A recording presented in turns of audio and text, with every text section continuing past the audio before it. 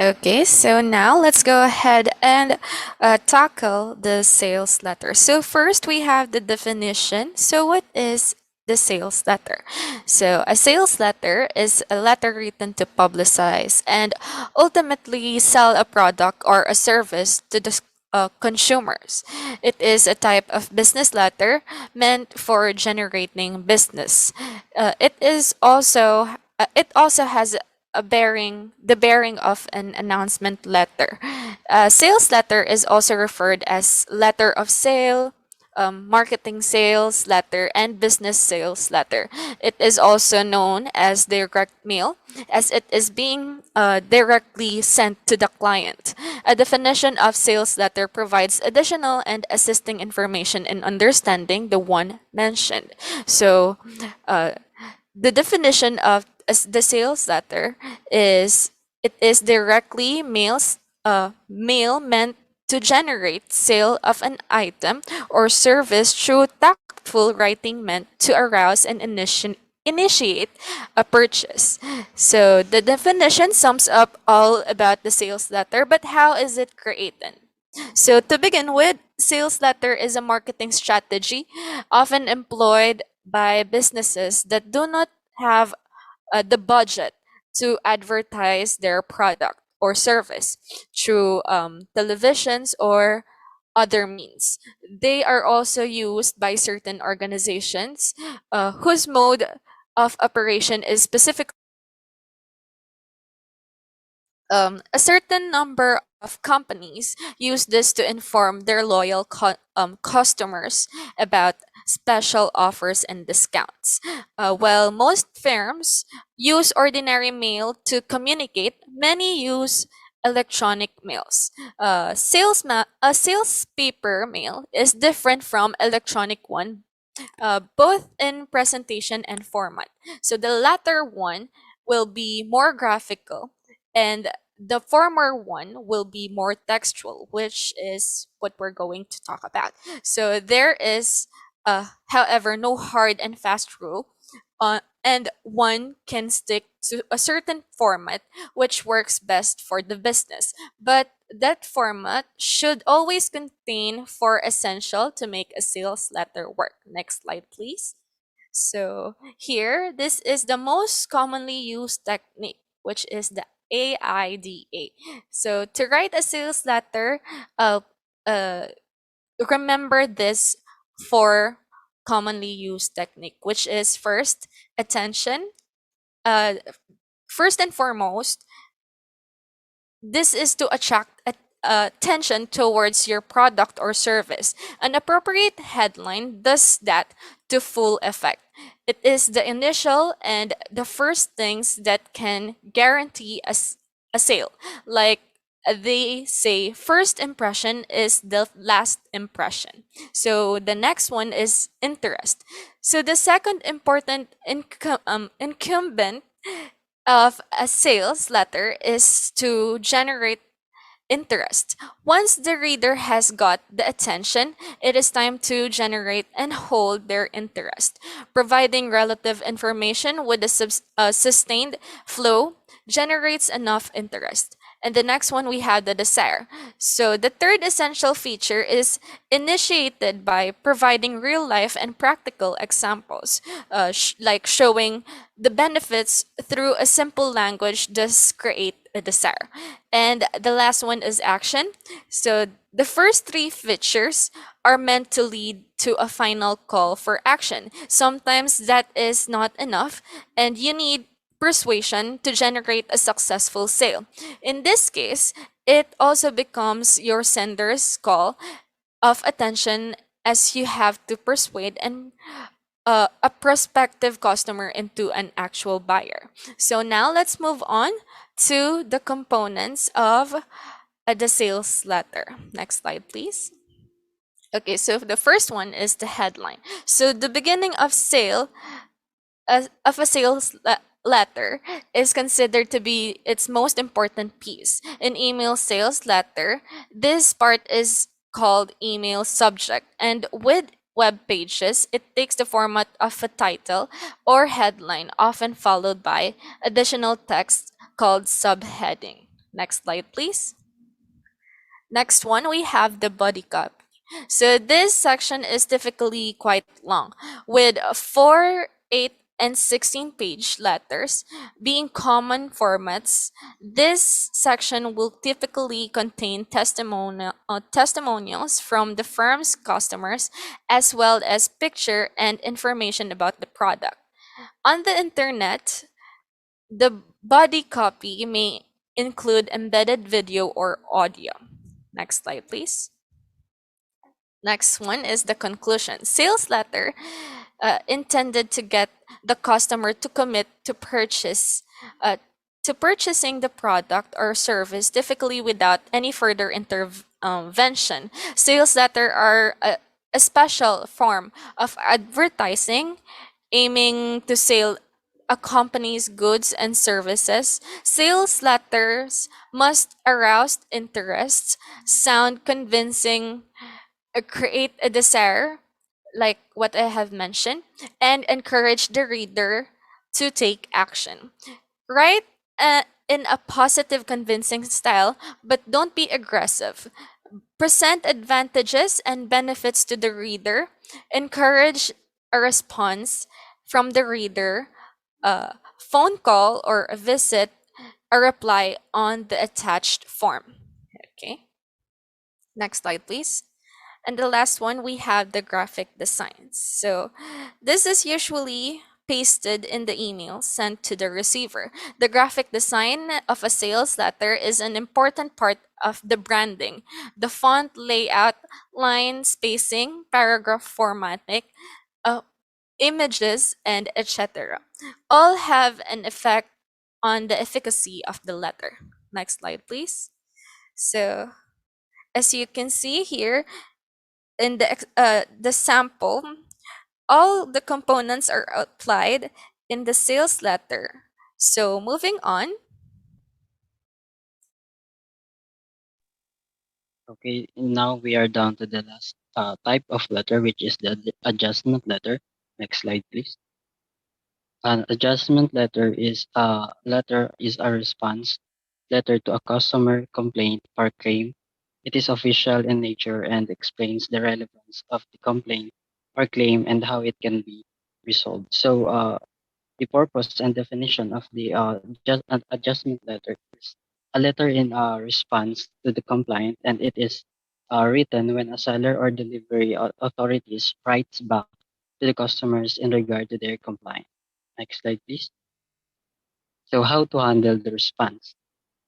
If, for example, if your business has received a claim letter from a customer, you'll want to handle your response diplomatically and with proper attitude and appropriate manner to quickly and effectively repair or prevent any damage to your reputation. Next slide, please.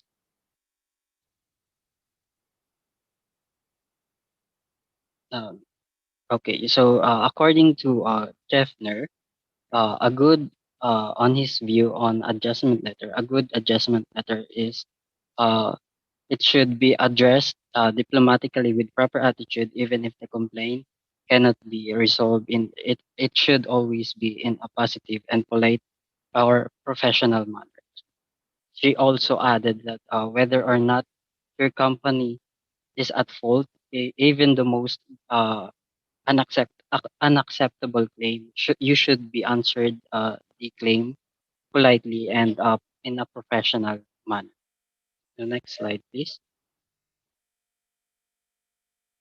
Next slide, please.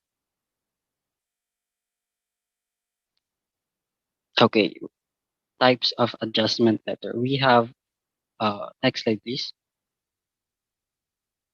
We have first the letter granting adjustment. So the letter granting adjustment, it is when when the seller grants full adjustment to the claim, assuming that he or she is at fault, then it is a called adjustment granting letter. Next is the letter informing the customer that the cause of their error is being investigated. So in here, in some cases, the final adjustment decision cannot be made until the seller determines who is responsible for the sake of this fault. So in this case, an interim reply is sent to the customer informing that his claim is under investigation. Next is the letter refusing adjustment. It is when a claim is refused, assuming that the buyer is at fault. It is called an adjustment refusing letter. Next is the letter offering a compromise or a partial adjustment. So through this letter, a compromise is offered in order to maintain good relations or avoid litigation. Next is the letter offering an adjustment on the assumption is dissatisfied. So if any customers is dissatisfied with the company, he or she may stop giving further orders to the company. Therefore, the seller might this letter offering an adjustment of previous claims. Thus, it maintains the business's relationship with each other. Next is the letter apologizing mistake. So this letter is written by expressing regret for the customer's inconvenience and thanking him or her for pointing out the error. Next is the assuring preventive measures. So after getting the claim from the consumers or customers, precautionary measures taken by the seller, it should be indicated. So the seller must also promise the consumer that he will not face any such inconvenience in the future. So last is the convincing customer. So if the claim of the customer is unreasonable or awkward and unfair, the seller should not respond aggressively. Rather, he or she should persuade the buyer to judge the matter from the seller's angle. So next slide, please. So here are the ways in writing an adjustment letter. Next slide, please. First is to organize the material. All the previous correspondence between client and seller is complaint, copy, company's policy regarding the complaint, featured, any other relevant document, etc. It should be first obtained and organized by the writer. So next is admittance of mistake. If your company is at fault, of course, immediately accept the mistake and proceed to rectify the mistake. The customer demands, if rational, it should be completed. Next is positive reply. So sympathize with your client, listen to his or her woes or her reklamo, and maintain a positive tone and attitude towards the client to ensure the satisfaction of the customer. Next is diplomacy. When the client is not right and his demands are not justifiable, then the sellers need to be diplomatic, of course, so that even after refusal, your client remains satisfied in your Oh, wait, I think I lost my internet. Hello, am I clear? Hello. Yes. Okay. So where did we stop ba?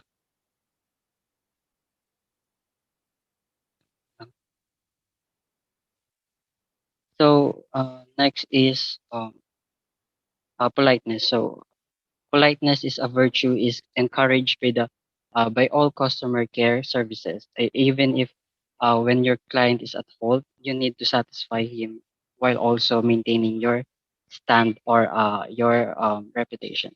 Next is the letterhead. Letterhead is uh, required in adjustment letters and claim letters. It should be officially endorsed by the company, such as they should have letterhead on the top. So next is always uh, mu- it is always a must to proofread the letter so that it save your company's embarrassment in front of the client. And facts should be checked and correlated with the system properly. Next, next slide, please. So we have the format in writing an adjustment letter. First is an adjustment letter is mostly written in a formal business letter format. The real focus is and letterheads. Otherwise, the letter is basic in writing style. And here are the formats of writing an adjustment letter. First is the header. It includes the name of the sender, sender's address. This header can be placed either or right, uh, left or right upper part of the paper. You will include the date, and the date also can be positioned in either the left or right part of the paper. And of course, the recipient's name and recipient's address. Next is, next slide, please. We have the body part. The body part contains subject or reference, and it also includes the salutation, such as writing, "Dear valued customer," "Dear Richard," just like that. Next slide, please. So we have the first paragraph. In this part, should contain an acknowledgement of the complaint and apology on behalf of the seller to the customer. You can also sympathize with the client for the inconvenience caused to the client. Next slide, please. Next is a second paragraph. It consists of details of the goods and services provided to the customer by the seller. Next slide, please. Next and the last format in writing adjustment letter is, of course, in the third paragraph, you include the final paragraph is the rectification of the complaint of the customer. And it also include the letter should end with a complimentary clause such as saying thank you, yours truly, and your signature and full name. And sometimes you need to include enclosure, or if any documents attached, it must be specified if you want to specify to someone. So next slide, please. So the overall structure example of the adjustment letter is being attached, and I think that would be the edge of our presentation, which are the types of letter, the um the inquiry letter, the sales letter, claim letter, and adjustment letter. Thank you for listening.